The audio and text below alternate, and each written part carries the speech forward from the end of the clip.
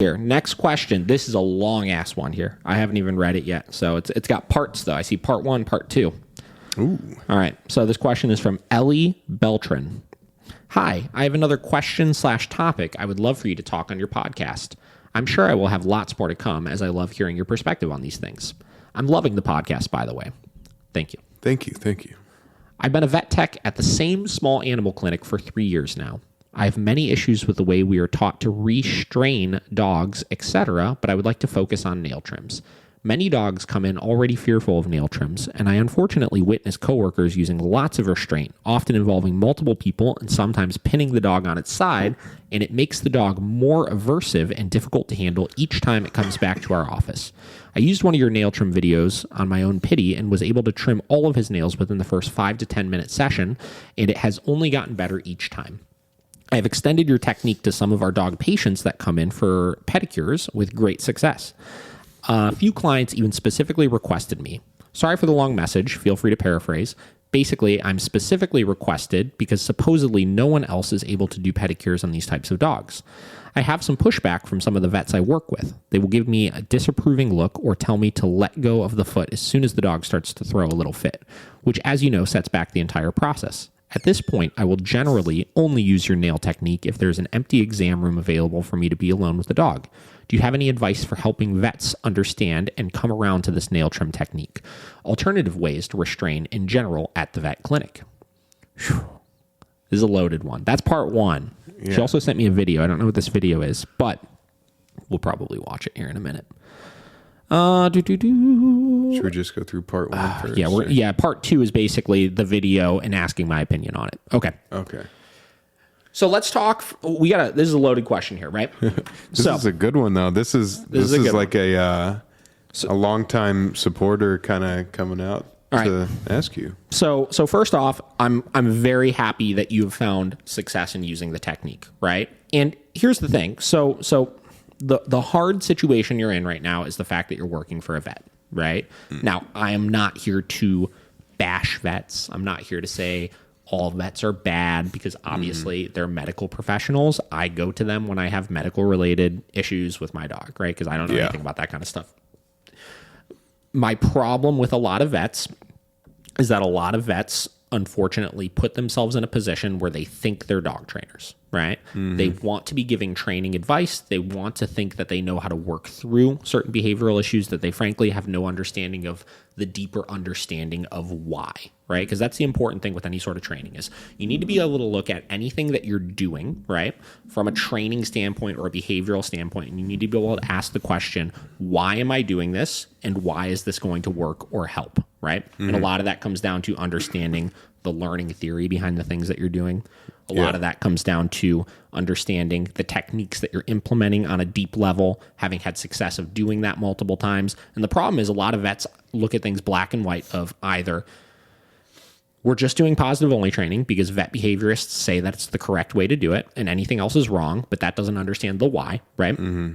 Or they go into it with the expectation of if what I'm doing isn't working, my baseline knowledge of dog training, then it's a behavioral issue. So we're going to medicate the dog, right? Or sorry, I should say it's a medical neurological issue. We're going to medicate the dog, right? So here's the thing. So the fact that they're giving you these looks, and we're going to break down the why behind why my method works here in a minute, just so that I could explain very clearly why it works better than what they're currently doing. The big thing you need to keep in mind here is that the restraint is happening either way, right? I was literally just told that in this message here that sometimes takes multiple vet technicians. They're pinning the dog on the side. They're doing all of these things. And I've seen it before. I've seen it in grooming salons. I've seen it with people that, are trying to do nails, like clients and stuff like that have no clue how to do it. When I first got my very first dog, I remember Vera, when we tried to do her nails the very first time we got her, same deal. It was a 2-person job. One person is basically bear hugging her. Other person's got the clippers and is trying to do it, right? And here's the thing. You're correct. It does make things worse because what's happening is the dog is predicting a battle every time they go into it. And a lot of times the people that are doing the restraining, I've seen this in vet clinics a lot, the people that are doing the restraining are getting emotionally charged themselves. Yeah. So it's just like we're feeding into emotions and we're restraining the dog and we're fighting the entire time and the dog's never giving into that fight and we're clipping the nails while the dog's fighting. And one, we're increasing the risk that we're going to quick the dog because the dog's moving around so much at that point, right? So that's going to make it even worse at that point. Yeah. And, the problem here is that you're doing something different, right? You're trying something different and they're seeing in the back of their head that it's working, right? They're seeing the people come in and say, hey, I want her to do my dog's nails because it worked, right? She did a good job with it, et cetera, right? And the problem is I think a lot of people have a little bit of an ego to things when it comes to this kind of stuff. Oh, yeah. They see that and they see, hey, my method is working better than yours, but it shouldn't be. My method is the best. It's scientific, right? It's what the vet behaviorist told me to do, whatever, right? When they see that start happening, they immediately have problems with that and they want to essentially tell you, you got to stop doing it, right? So the problem is you're in a position right now where, I don't know what your level of authority at this vet clinic is, but like if they ultimately say, no, you can't do this, like you can't really do anything about it at that point. But I think a lot of it comes down to the ego in this point of view, and that's the reason why they don't like it. So how do you get them to be okay with it? I don't really know if there's a good answer to that. I don't know if you could really give them the, hey, this is how we do things, and this is why it needs to be done this way, and this is why it's working, and et cetera, and they're just gonna be like, oh, that makes sense, I get it, right? So not a good answer to that, right? I think you're kind of stuck in a hard spot with that one. But what I will do here is I will outline why that procedure works, right? So let me get my little pencil and paper out here. Start jotting down some notes. How's the video looking, Josh? It's looking great. Oh. I like this. This is a great one, dude. I'm used to having guests, so I'm constantly losing my breath. So that's why I was like, ooh, he's checking the video. Let me get a little oxygen in myself real quick. Well, and man, these two questions are they're loaded. I want to make sure I get all the deets. Yeah, these are heated. I like it. All right. So let's break this down here. So my way of trimming dogs' nails here, and I'm going to try to outline this to the best I can, right? So one of the biggest mistakes I see people make when they see a dog that has issues with having their nails trimmed, right, is they'll come in and they'll tell me for the last year, whatever, I've been touching my dog's paws, and when I see him lounging on the couch, I'll go over and I'll rub him and give him a treat, and I'll touch his little nails and this and that. And they think that that's going to get them or get the dog more acclimated to touching their paws, right? Yeah. Let me first start off by saying that will never, ever do anything. Never. Because what is the issue here? The issue is not touching the paws, right? No. The issue is the dog not understanding how to deal with restraint, right?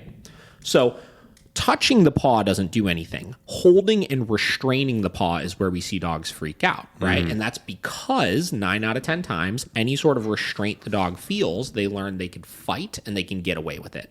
Let's break down some examples of that. Pulling on the leash. Dogs realize when they feel restraint, if they pull into it, it gets them where they want to go still, right? Grooming, right? When we try to brush the dog will try to run away, they'll thrash, they'll freak out, they'll be able to get away. Doing dog's nails, the best example of it. We go to hold the paw, we go to restrain it. The second the dog starts fighting and flailing, we let go and we stop, right? At the vet, we fight or we grab the dog to try to hold him, right? The dog thrashes, growls, does this, does that. The vet stops, or they bring somebody else in to try to restrain the dog more, and then they just do it while the dog is fighting. So the first step here, before we even think about doing the dog's nails or pulling out the tool or anything, is we have to get the dog accustomed to being restrained and start reinforcing that not fighting is actually what works in this case. And you could do this with or without food. I tend to do it without because I think that grooming related things, handling related things are just givens and ways of life the dog has to be okay with, right? So step number 1, what I want everybody to do with their dog. I'm talking to the world right now, Josh. This is going to be a good one. This is how you do your dog's nails the David the Dog Trainer way. Okay. I'm I'm going to come out with a book, The David the Dog Trainer Way. The Good Dog Way. The Caesar Way. Everybody's got a goddamn way. Yeah. I got one now, too. This is the David the Dog Trainer Way. All right. So I want everybody to put your dog on a leash. Attach it to a collar the dog cannot slip out of. Don't do a prong collar. It doesn't need to be a prong collar with this. Don't do a martingale or a slip collar will be more than enough, right? Get you a nice little chair, something comfortable with some legs. Okay. Take your leash. Put your leash handle under one of the legs. What that does is that immediately puts you in a position where the dog will not be able to run away from you, right? Boom, eliminating some of the fight, right? Second thing I want you to do, get your Dremel. I prefer a Dremel. If you want to do clippers, you can, but I prefer a Dremel. Do the Dremel. Throw the nail clippers away. Get a Dremel. Get a Dremel. Clippers got to go. Yeah. They got to go. Get them out of here. Get them out of here. Clippers are not great. Okay, so it is so unbelievably easy to cut your dog's nail too short with the clippers and then have them bleed all over your house and then to make the process worse the next time. It's so easy to do that. I've done it numerous times when I first started clipping nails. I've done it to my own dogs. The Dremel is virtually impossible to do that with, so just get yourself a Dremel. All right, so leash handle under the leg. Sit there, get yourself comfortable. Next thing I want you to do, grab one of your dog's paws, right? 2 hands, grab it. Hold on nice and tight because your dog, especially with a big dog, I've done this with some very large dogs before, and it tests your strength. Let me tell you. Grab the paw. You're going to hold the paw at your center of gravity right by your belly button, and you're just going to hold on tight. And what's going to happen is the dog is probably going to pull away. They'll start flailing around. They'll be a huge drama queen because they're typically used to that working. Some dogs are easy with this, right? And here's what you're going to do. You're going to hold it. You're not going to let go no matter what. And the second that you feel the dog stop fighting, you're going to loosen up. That doesn't mean let go. You still want to hold on tight, but you want to loosen up and you want to give way to the pressure as the dog does. This is the same shit as teaching leash pressure. Pressure and release, right? You're holding pressure, the dog fights applying tension, and they learn that as they loosen up, we actively loosen up, right? So they learn how to give way to restraint, right? Do that with every single one of your dog's paws until it's nice and smooth. If you want to add a reward in, like I said, you're more than welcome to. I don't typically do it, but it's not going to hurt anything. So again, looking at the camera right here. Hold the paw. Dog's fighting. Keep holding. Dog loosens up. We loosen up. Good. Reward. Grab the next paw. Hold tight. Dog fights. Dog stops fighting. We loosen up. Good. Reward. Repeat that as many times as you want. And listen, this process, you want to do it until the dog is very, very good with it, right? Step number 1, teaching the dog how to give way to restraint. That's the key of this step. That is the goal of this step, right? Step 2, you're going to do the same exact process with the Dremel turned on and preferably in your hand. Okay.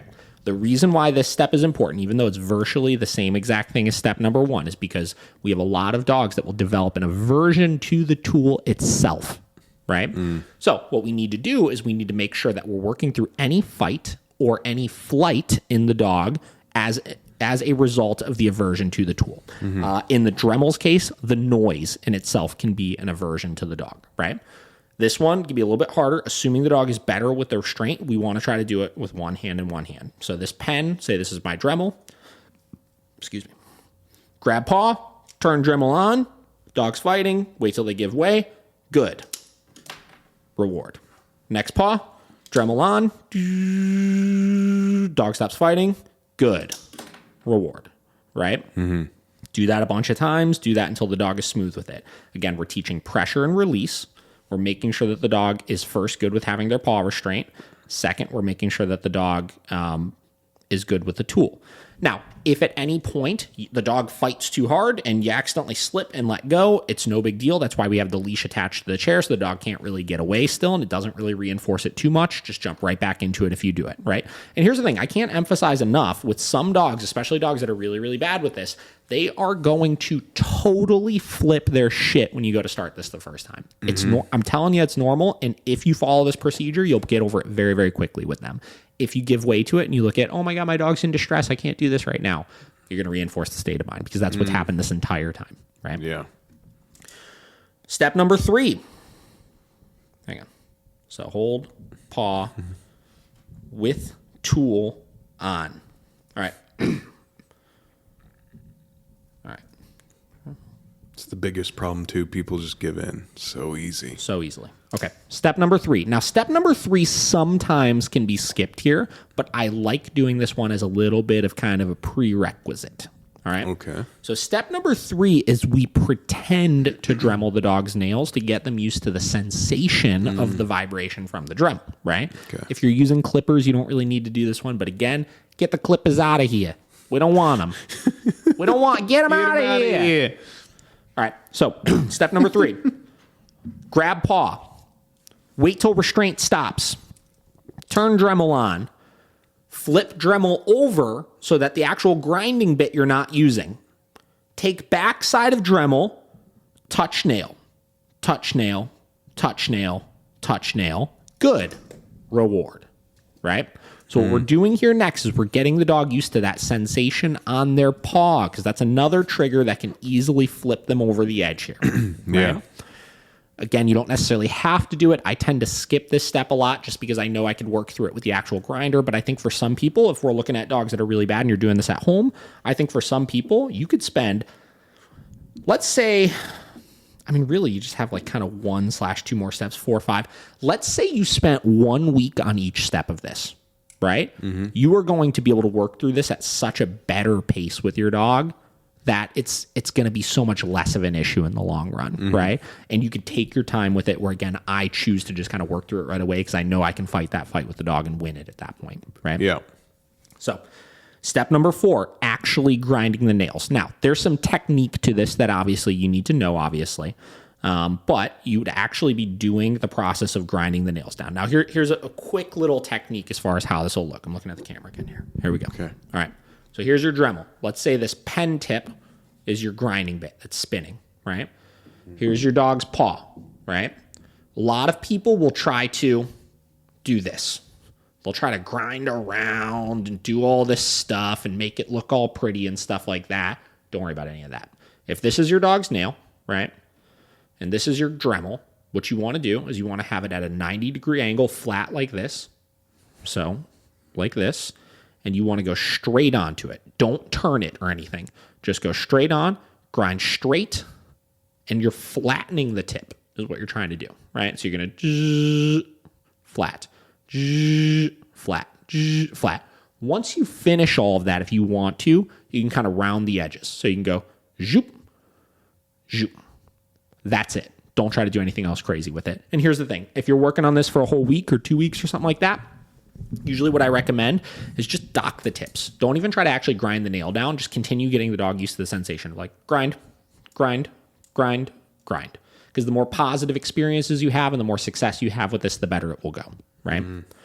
So the key with all of this here is the restraint of the paw and getting the dog used to that. The reason why it works is because we're fighting the fight and we're doing the restraint under the assumption that we're teaching the dog how to avoid the fight. Right? That's the reason why it works, and that's the reason why everything else works past that, because it all builds on that, where we're just teaching the dog how to handle restraint in an appropriate way with additional stressors or distractions going on, right? Yeah. One other tip, when you're grinding the nail, if you try to do it without any sort of kind of support, it's going to flop around like crazy when you're trying to grind it. So usually what I do is I'll take my thumb, and if this is the nail, I'll rest my thumb on the back side of it right there so that when I grind, I could push against it like that, and the nail's not flopping around everywhere, so you get a nice clean grind. Then I let go, next one. Then I let go, next one. Right? So that's the process. I mean, it's a simple approach, right? There's nothing complicated with it. It's very, very simple, as long as you follow these steps appropriately and take your time with each one of them. And I've seen some really, really, really, really challenging dogs work through this process very, very quickly. Cliff, remember Cliff? Remember how bad that dog is for his nails? Yeah. This was a proud moment for me right here. So Cliff, for the last year, basically, has been, I can only do his nails because he throws such a little hissy fit over it. He's just like such a little drama queen. Screams, flails, will like defecate like every time you do them and stuff just because he's scared and whatever. Yeah. The other day was the first time that somebody else, so Sarah, did his nails 100% herself. I didn't even know what was happening. I was upstairs. I think I was doing a lesson, and she came up and she was just like, "Oh yeah, I did clip nails. You don't have to do them today." And I was like you did them live. I was like, I didn't hear anything. I didn't hear him making noises. Like there was no scene or no production. So she was able to get them done. So that was really awesome.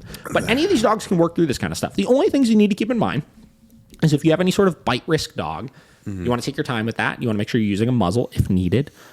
There are some dogs that you will need to apply corrections for certain things. So 90% of the dogs, when we go to do the nails, it's a flight response that we're dealing with. The dog is trying to get away or run away, right? Or just scared or whatever it may be. Yep. There are some dogs that will act out aggressively and they will fight as opposed to flight. And for some of those dogs, you have to correct for some of that stuff, right? So we have some training established first. If the dog is severely trying to bite at our hand or bite at the Dremel or whatever it may be, sometimes you have to inhibit that response first before you go to start this process. But those dogs are much fewer and further in between where you don't have to worry about that quite as much, right? So that's kind of my process of working through this. I mean, like I said, it's very straightforward. You just have to take your time with the process. Like I said, going back to your question here, the disapproving looks, the vet's not liking it, this, that. Again, I think all of that is an ego issue, and there's only so much you could do about it. The best thing you could do is continue to build a reputation, right? And if they at least allow you to do it and just disapprove of it, keep doing a good job with it, right? Keep showing that it's working. And at some point, they're going to have to... I don't think anybody can be so egotistical that if they really realize that your method is working so much better than every single other dog's, that they're going to be like, no, we can't do that, right? Yeah. So keep doing it and don't try to force it on them, right? And also don't try to tell them why what they're doing is wrong, because that could tap into that ego a little bit. People don't like that. Just continue showing that what you're doing is working, right? And they should come around to it eventually, right? Did I outline that? Do you have any questions on that? No, I think you did a great job on that one. All right. So part 2 of the question, I was explaining your nail trim technique to one of the vets at the clinic, and she completely disagreed with it. She said she recommends this Sophia Yin technique to any client who asks for advice on nail trims. I try to have an open mind, but this video kind of smells of BS to me. Have you ever tried this different technique or know of any trainers who successfully use it? Well, I don't know this, but the fact that it already says Dr. Sophia Yin leads me to believe that it's probably bullshit because it's probably a vet behaviorist. All right, let's watch it here. See what we got. Okay, hang on. All right, aggressive for toenail trim. It says, produced by Sophia Yin, DVM, Ask Dr. Yin, from Low Stress Handling, Restraint and Behavior Modification book and DVD. Oh, yeah. Okay. Ooh, it has here's the thing. 4.75 on... Oh, do you have it? Yeah, I'm looking up the book right now. Okay. So here's the thing. So first thoughts already here. So there is a big movement going on in vet clinics right now called, I believe, fear-free vet care. So fear-free vet care, I don't know that much about it. So I'll do a little bit of research on it for the next podcast. But my understanding is that they're trying to figure out ways where they don't stress the dog out as much, and they essentially work the dog through these fears in a non-contact sort of way, right? Now, that's great in theory and all, but again, we've already broken down the issue with the nail trims here. So let's see what we got here.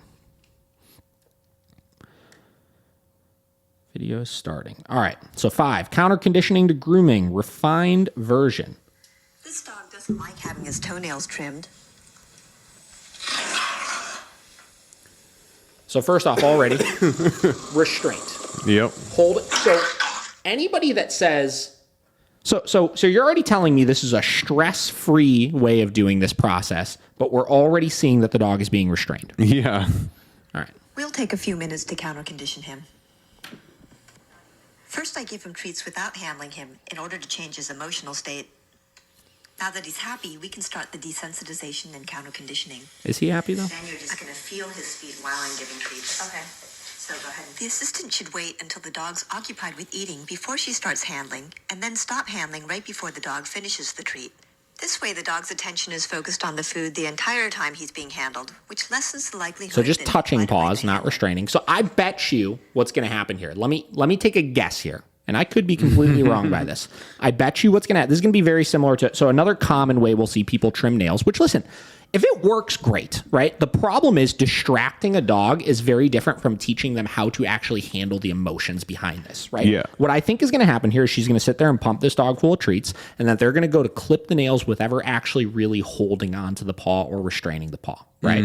And if that's the case, we'll discuss why I think that is inappropriate. That our timing is off the first several times, and then we get our teamwork down better. Our goal is to always keep the handling at the right level so the dog doesn't even seem to notice that he's being touching handled. the paw, feeding treats, just distracting the dog from touching the paw. Still completely restraining the dog by the collar right now. We move to the next step.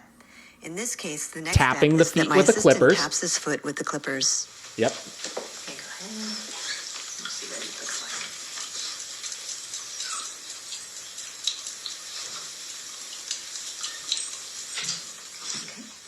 In between handling bouts, wait long enough so the dog can understand that handling equals treats and no handling equals no treats.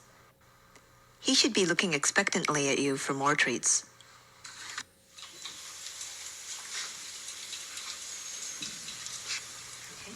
Placing clippers now over puts the nail. The clippers over the nail, but doesn't clip. No. Stop. Yeah. Now, I want to break down here real quick.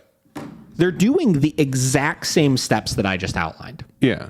So first, touching the paw. In my case, I did holding the paw to actually deal with the problem, right?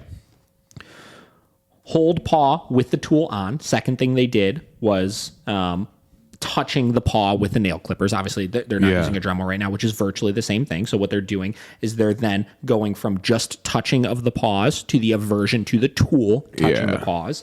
Third step here is pretending to clip the nails. Third step here, Dremel with vibration, pretending to Dremel the nails. Yep. And then they're going to clip. Okay.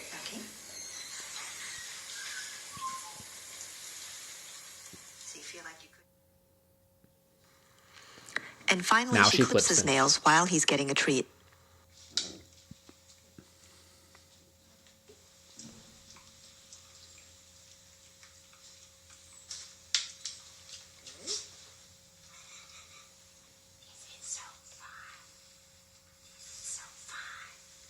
Very fun. Yeah. Same deal. Restraining the dog This still. dog doesn't even Pumping seem the to dog notice. full of treats. He's having a good experience, so on the next visit, he'll be even better. That's about it. This entire counter conditioning and toenail trim process has only taken 4 minutes. Okay. So here's the thing. So first off, let's outline the fact that it's literally the same fucking process is what I do. Yeah. Right? Now, this goes back to one topic here, though. Well, two things, right? One, you have to have a highly food motivated dog to even consider doing something like that. Yeah. Right? Which is fine, right? Like, again, we talked about utilizing treats and stuff. The problem is here, they're using the treats as a bribe, not as a reward. Yeah. Right? Exactly. If that hand wasn't pumped full of rewards right there, Yeah. the dog would still be freaking out. Now, listen, if it gets you to the point where you can cut your dog's nails and you have an effective way to do it, that's all that matters. The problem is it doesn't work through the issue of this dog's I would bet you anything this dog has aggression issues outside of nail trimming because its issue is being handled, its issue is being restrained, and its issue is having things done to it that it doesn't like. Right? Yep. You can counter condition all day long, but once the problem is you're never going to shift things. And like we just talked about, get the dog into the state of mind of, I'm never going to be scared. I'm never going to be fearful of things. I'm never going to be this. What happens when one day you don't have treats and you need to be able to do that, and then the dog gets nervous or spooked by whatever it is that you're doing, and since you've never worked through the root of the problem, which is coaching the dog through how to handle stressors and how to handle these outside fears and stuff like that, they start aggressing again, right? You can't do anything about it, right? So that's the reason why I work through things my way and why you'll see things be better and better and better each time is because we don't have the perfect world situation of just being able to utilize food all the time and to spend 9 years doing this and to do this and to avoid the stressors forever and stuff. We need to head on work through the problem of this stuff. So I'm not saying this video is BS because the process, like I said, is broken down in a clear way here. The problem is they haven't fixed anything yet because all they're doing is distracting the dog so that they can do the nails. The dog isn't even really aware of the fact of what's being done to him because he's too distracted by the fact that food is being pumped into my mouth. mouth right now, right? So it's a fine line you have to play on where I want to change the dog's perception of things. Yeah. I want to change their perception of things, obviously, right? I want to get them to a point where they have a positive association with these things being done. Yeah. But I don't want to do it in a way where I'm bribing the dog in order to do it, right? I want to teach them how to handle the stress first, which is the issue of the problem. And then from there, I want to change their perception over time of these different things. So that's the hard conversation when you have dogs that are having, aggression related issues, or you're trying to counter condition things, or you're talking like how much food do we use versus how much correction do we use with certain things. You got to figure out the balance with a lot of that. Now, another thing to keep in mind is when they were first showing the aggressive responses with this dog, they were literally bear hugging the dog in her lap, right? Now, anytime you put the dog in a position where fight or flight, flight is not an option, they can't get away and they're already being restrained, they're going to be more likely to aggress, which is why I start with the dog in a neutral position on the floors, because a lot of times that in itself will help work through the problem as well, right? They don't feel as restrained by things. I'm only restraining one paw as opposed to restraining the entire body. So they can kind of get away and pull back and create some space and stuff and not have as much of a response to it from that as well. So it's a hard one. Like I said, there's, this, we're going to have to do a whole podcast at some point on the conversation of like positive only and like a lot of the behaviorist methods of counter conditioning and stuff like that versus the way that we train. Because here's the thing, everybody knows, like we love training with food. I love creating good associations with things. I love reinforcing things. I love rewarding the dog for things and stuff. But I'm aware that the world that we live in is not conducive to just doing that, right? You have to teach the dog how to deal with environmental stressors as well. So, great question though.